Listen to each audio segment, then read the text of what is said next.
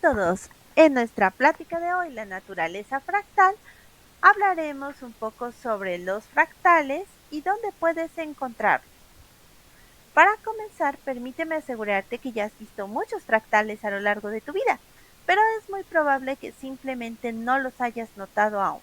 Tímidamente ocultos en los patrones de la naturaleza, conviven con nosotros a diferentes escalas, desde los que puedes apreciar con los telescopios hasta aquellos que pueden observarse con ayuda de los microscopios. Seguro que te preguntas, ¿qué es un fractal? Este es un concepto un poco abstracto, pero existen dos características que un objeto debe poseer para ser considerado un fractal: la autosimilitud y la dimensión fractal. Hasta aquí es probable que tengas un indicio de a qué nos referimos. Vamos a explicar con mayor detalle estas características. Iniciemos con la autosimilitud. Tenemos tres tipos, pero el concepto general es muy simple. Tomamos un objeto y lo dividimos en fragmentos más pequeños. Los detalles de estos nuevos segmentos poseen la misma forma que la estructura original, aunque pueden presentarse algunas diferencias, ya sea en la escala, el tamaño o en la forma. Si a estos pedazos los dividimos a su vez en fragmentos aún más pequeños, los nuevos trozos seguirán conservando una forma similar al objeto original, de manera que podemos repetir el proceso. Definamos la autosimilitud exacta. Nos referimos a que la forma se conserva sin modificaciones, por lo cual el objeto conserva su geometría idéntica y podemos dividirlo de manera infinita. Este tipo de fractales son productos de objetos matemáticos y algunos de sus ejemplos más representativos son la alfombra y el triángulo de Sierpinski. ¿Y cómo es que creamos este famoso y divertido triángulo? Lo primero es imaginarnos un triángulo equilátero de lados iguales, completamente lleno, que no tenga ningún hueco, ningún vacío en su interior. Un triángulo completo. Ahora imagínate los puntos medios de cada uno de los lados de este triángulo. Vamos a unirlos con una serie de líneas. Entonces, dentro de nuestro triángulo inicial quedan formados 4 triángulos más pequeños. Vamos a eliminar uno de estos triángulos para crear un espacio vacío. Quitaremos el que se encuentra justo en medio, el que se ve invertido con respecto a los otros triángulos. Hasta este punto hemos realizado nuestra primera iteración y hemos obtenido como resultado 3 triángulos completos más pequeños. Ahora, si a estos 3 triángulos les aplicamos nuevamente el proceso que describimos, obtenemos nuestra segunda iteración, que nos da 9 triángulos más pequeños. Si la repetimos otra vez, obtendremos 27 triángulos más pequeños. Y se puede seguir de la misma manera, obteniendo cada vez triángulos más pequeños, continuando de manera infinita. Como puedes apreciar en la animación, este es el famoso triángulo de Sierpinski. Ahora, vamos a definir la cuasi autosimilitud. Como su nombre lo indica, este objeto es casi idéntico en sus diferentes escalas, es decir, a los diferentes tamaños en el cual lo observamos. Los fractales de este tipo son copias ligeramente distorsionadas. Suelen ser definidos por relaciones de recurrencia y los ejemplos más representativos son precisamente los conjuntos de Mandelbrot, como el que puedes apreciar en la imagen del fondo. Si te concentras en la estructura más oscura, Notarás que las protuberancias son muy similares a la original, pero cambian un poco tanto en su tamaño como en su forma. Por último, hablemos de la autosimilitud estadística. Este es el tipo más flexible y solo nos pide que el fractal mantenga algunas medidas numéricas o estadísticas que se conservan aún cuando cambiamos de escala. Los fractales aleatorios son ejemplos de este tipo. Por ejemplo, la estructura que forma al caracol que puedes observar. Imagínate un árbol. Si tomas una rama de ese árbol, notarás que se parece al árbol completo. Y si ahora tomas una rama más pequeña, verás cómo es muy similar a la rama más grande y al árbol completo. Aún más, cuando observas una hoja, notas que la estructura de esta es similar a la estructura de las ramas y del árbol completo. Otro ejemplo son las cuencas de los ríos. Aquí podremos ver de fondo un río cuya cuenca principal genera una serie de ramificaciones. Estas siguen una estructura fractal.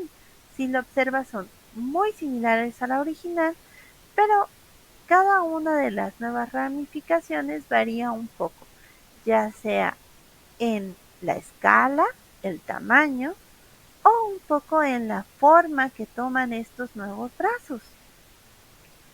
Este tipo es el más común en la naturaleza. Y precisamente hablemos de dónde podemos encontrar a los fractales. Consideremos, por ejemplo, como mencionaba, que se encuentran en la naturaleza desde escalas muy superiores como los grandes cúmulos de galaxias hasta las escalas más pequeñas, como podría ser, por ejemplo, la red neuronal. Pero no únicamente pasan por las cuencas de los ríos, puedes verlas también en las estructuras de los rayos. Estas ramificaciones mantienen una estructura fractal, como se van dividiendo y conservando una forma similar a la original. También puedes observarla en nuestro cuerpo. Así es, desde la estructura misma de tus huesos, tu sistema bronquial, tu sistema neuronal, inclusive en tus ojos. En las plantas esto es muy fácil de apreciar. Las coliflores, los brócolis, la estructura de algunas flores, los árboles, como mencionábamos, mantienen la estructura fractal, pero además de descubrir que siempre han estado ahí con nosotros, ¿qué clase de aplicaciones podrían tener estos objetos? Bueno, para empezar, hablemos de telecomunicaciones. Se han desarrollado antenas que tienen estructura fractal, lo que les permite tener un rango más amplio para recibir frecuencias y suelen encontrarse en dispositivos inalámbricos. Por ejemplo, en tu celular. Si hablamos de astrofísica y cosmología, como mencionaba, desde los supercúmulos de galaxias, por ejemplo, nosotros nos encontramos en Laniakea, un supercúmulo. Ahí tenemos a la Vía Láctea, nuestra galaxia, lo cual es muy curioso porque las ramificaciones de las galaxias de forma espiral también siguen un patrón fractal. De hecho, podemos aplicar los fractales para simular la formación de estrellas. Otra de las múltiples aplicaciones de los fractales es el análisis de imágenes. En este se utilizan técnicas basadas en la geometría fractal, como el conteo de cajas y la lacunaridad, donde se analiza cómo es que se va llenando el espacio para obtener características de las imágenes que observamos. En biología se pueden analizar las estructuras, como habíamos indicado, desde los caracoles, pasando por los huesos. En medicina tienen una amplia gama de aplicaciones. Por ejemplo, podemos analizar cómo es que funcionan la ventilación de manera homogénea en los pulmones, los cuales tienen una estructura fractal. Esto ayuda a optimizar el gasto energético durante el proceso de ventilación. Pueden utilizarse para detectar enfermedades, malformaciones y diferentes condiciones. En un principio se creía, por ejemplo, que un corazón sano sería aquel que tuviera un comportamiento de tipo lineal, cuando en realidad un corazón sano sigue un patrón fractal en sus latidos. Y podemos aplicarlo también para el estudio de los electroencefalogramas. El sistema circulatorio, el sistema nervioso, las vellosidades intestinales, las glándulas mamarias, los riñones, poseen autosimilitud estadística y podemos aplicarles técnicas de análisis fractal como apoyo en el diagnóstico de enfermedades por especialistas de la salud.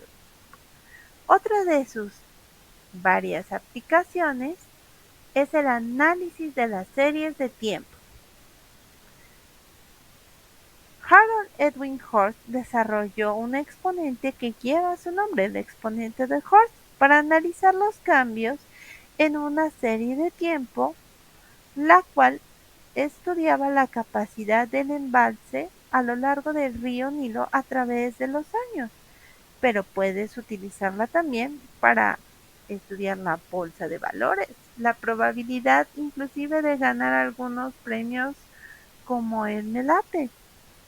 Podrías también aplicar la geometría fractal para cartografía, como hizo el mismo Mandelbrot cuando la utilizó en la medición de la costa británica.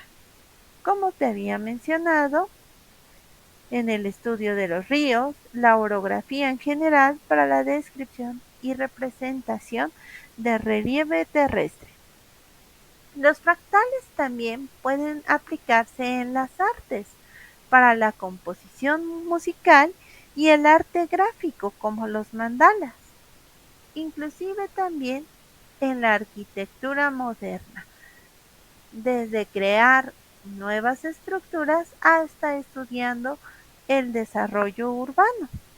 Así que ya sea diseñando un copo de nieve en una cinta animada o entendiendo la distribución de la materia oscura en el universo, los fractales están ahí, pasando por el brócoli de tu comida, hermosos y discretos, uniendo las escalas macroscópicas con las microscópicas y quizás esperando a que alguien como tú descubra alguna nueva e interesante aplicación, alguna utilidad fascinante para ellos.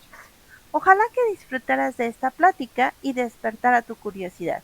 Recuerda que hay muchas fuentes disponibles para aprender más de estas curiosas estructuras. Gracias